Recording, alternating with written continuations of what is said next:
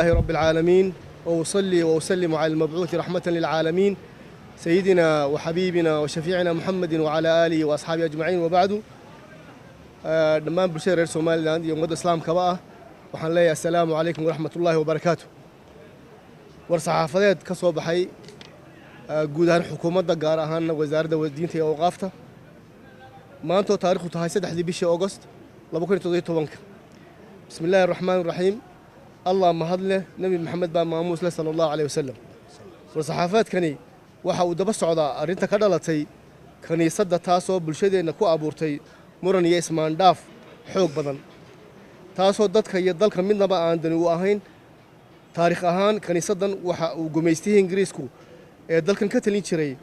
uu Hargeysa ka dhistay muddo hadda laga joogo 70 sano haddaba xukuumadda Jamhuuriyadda Soomaaliland iyadoo ogsoon isla markaana ku baraarugsan mas'uuliyadda iyo waajibaadka dastuuriga ah ee ka saaran ilaalinta diinta iyo mabaadi'da islaamka iyadoo ku dhaqmaysa sida uu qabo qodobka shanaad ee dastuurka qaranku in aan sinaba loo dhaqan gelin karin wax kasta oo ka hor imanaya shariicada islaamka iyadoo tixgelinaysa talooyinkii iyo baaqyadii iyo fatwadii ay soo jeediyeen culimada waaweyn ee dalku iyadoo tixgelinaysa gaar ahaan dareenka bulshada iyo baaqyada uga imanaya shacabkeeda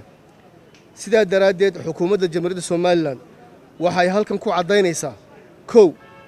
in aanay jirin wax heshiis ah oo ay xukuumaddu la gashay cidnaba oo ku saabsan arrinta kaniisadda laba